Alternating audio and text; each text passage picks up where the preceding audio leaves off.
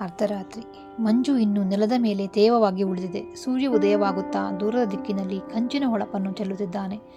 ಅರ್ಜುನನ ರಥ ನಿಧಾನವಾಗಿ ಯುದ್ಧ ಭೂಮಿಯ ಮಧ್ಯಕ್ಕೆ ನಿಂತಿದೆ. ಅರ್ಜುನನನ್ನು ನಡುಗುತ್ತಿರುವ ಕೈಯಲ್ಲಿ ಗಾಂಡೀವ ಬಿಲ್ಲನ್ನು ಹಿಡಿದಿದ್ದಾನೆ. ಅವನ ಕಣ್ಣುಗಳು ತನ್ನದೇ ಬಂಧುಗಳ ಮೇಲೆ, ತನ್ನ ಗುರುಗಳ ಮೇಲೆ, ತನ್ನ ಸ್ನೇಹಿತರ ಮೇಲೆ ಬೀಳುತ್ತಿದೆ. ಅವನು ದುಃಖದಿಂದ ಕುಸಿದು ಬಿದ್ದಂತೆ ಮಾತನಾಡುತ್ತಾನೆ. ನಾನು ಇವರನ್ನು ಹೇಗೆ ಕೊಲ್ಲಲಿ ಕೃಷ್ಣ? ನನ್ನದೇ ಜನರನ್ನು ಕೊಂದರೆ ಬದುಕಿನಲ್ಲಿ ಏನು ಜಯ? ನನ್ನ ಕೈಗಳು ದುರ್ಬಲವಾಗಿವೆ, ಹೃದಯ ಭಾರವಾಗಿದೆ. ನಾನು ಯುದ್ಧ ಮಾಡಲಾರೆ. ರಥಸಾರಥಿ ಶ್ರೀಕೃಷ್ಣನು ಅರ್ಜುನನತ್ತ ನೋಡಿ ಮೃದುವಾಗಿ ನಗುತ್ತಾನೆ.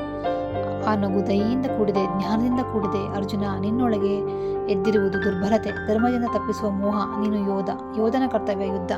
ಅರ್ಜುನ ಇನ್ನು ಕಳವಳದಿಂದ ಕೇಳುತ್ತಾನೆ. ಇವರನ್ನು ಹೇಗೆ ಕೊಲ್ಲುವುದು ಸ್ವಾಮಿ? ಗುರು, ದೊಡ್ಡವರು, ಕುಟುಂಬದವರು ಇಲ್ಲಿ ನಿಂತಿದ್ದಾರೆ. ನಾನು ಇವರ ರಕ್ತವನ್ನು ಸುರಿಸಲಾರೆ. ಕೃಷ್ಣನು ಆ ಕ್ಷಣದಲ್ಲಿ ನಿಜವಾದ ತತ್ವವನ್ನು ಬಿಚ್ಚಿಡುತ್ತಾನೆ.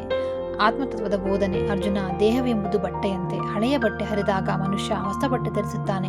ಹಾಗೆಯೇ ಆತ್ಮನು ಹಳೆಯ ದೇಹವನ್ನು ತ್ಯಜಿಸಿ ಹೊಸ ದೇಹವನ್ನು ಪಡೆಯುತ್ತಾನೆ. ದೇಹ ನಾಶವಾದರೂ ಆತ್ಮ ನಾಶವಾಗದು. ಇದು ಶಾಶ್ವತ. ಅದಕ್ಕೆ ಮರಣವಿಲ್ಲ, ಜನ್ಮವಿಲ್ಲ. ಅರ್ಜುನ ಆಶ್ಚರ್ಯದಿಂದ ಕೇಳುತ್ತಾನೆ. ಅಂದರೆ ಕೊಲ್ಲುವವರು ಇಲ್ಲ, ಸಾಯುವವರು ಇಲ್ಲವೇ? ಕೃಷ್ಣ ಸ್ಮಿತದಿಂದ ಹೇಳುತ್ತಾನೆ. ಹೌದು ಅರ್ಜುನ, ನೀನು ಯಾರನ್ನು ಕೊಲ್ಲುವುದಿಲ್ಲ, ಮಾತ್ರ ದೇಹವಷ್ಟೇ ನಾಶವಾಗುತ್ತದೆ. ಆತ್ಮ ಯಾವತ್ತೂ ಗಾಯಗೊಳ್ಳುವುದಿಲ್ಲ. ಕರ್ಮಯೋಗದ ಬೋಧನೆ. ಕೃಷ್ಣ ಮುಂದುವರಿಯುತ್ತಾನೆ. ನಿನಗೆ ಫಲಾಸಕ್ತಿ ಇರಬಾರದು. ನಿನ್ನ ಕರ್ತವ್ಯ ಯೋಧನಾಗಿ ಯುದ್ಧ ಮಾಡುವುದು. ಸಿಹಿ ಕೈಗಳಲ್ಲಿ ಸಮನಾಗಿರು. ತಪ್ಪು ಸರಿಯಾದರೆಂಬ ಚಿಂತೆ ಬಿಡು. ನಿನ್ನ ಧರ್ಮವನ್ನು ನೆರವೇರಿಸು. ಅರ್ಜುನ ನಿಧಾನವಾಗಿ ಕೃಷ್ಣನ ಮಾತುಗಳಲ್ಲಿ ಶಕ್ತಿ ಪಡೆಯುತ್ತಾನೆ. ಕೃಷ್ಣ ಅವನನ್ನು ಮತ್ತಷ್ಟು ಬಲಗೊಳಿಸುತ್ತಾನೆ.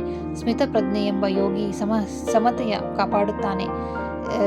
ಲಾಭ ನಷ್ಟಗಳಲ್ಲೂ ಜಯ ಪರಾಜಯಗಳಲ್ಲೂ ಸುಖ ದುಃಖಗಳಲ್ಲೂ ಅವನು ಅಲುಗಾಡುವುದಿಲ್ಲ. ಇಂದ್ರಿಯಗಳನ್ನು ವಶಪಡಿಸಿಕೊಂಡವ ಮನಸ್ಸು ಸ್ಥಿರ. ಅವನಿಗೆ ಯಾರ ಭಯವೂ ಯಾವ ದುಃಖವೂ ತಟ್ಟುವುದಿಲ್ಲ. ಅರ್ಜುನನ ಮನಸ್ಸು ಮಬ್ಬಿನಂತೆ, ಮಳೆಯ ನಂತರದ ನೀಲಾಕಾಶದಂತೆ ಸ್ಪಷ್ಟವಾಗತೊಡಗುತ್ತದೆ. ಭಯ ಮಾಯವಾಗುತ್ತದೆ, ದುಃಖ ದೂರಾಗಿ ಧೈರ್ಯ ತುಂಬುತ್ತದೆ.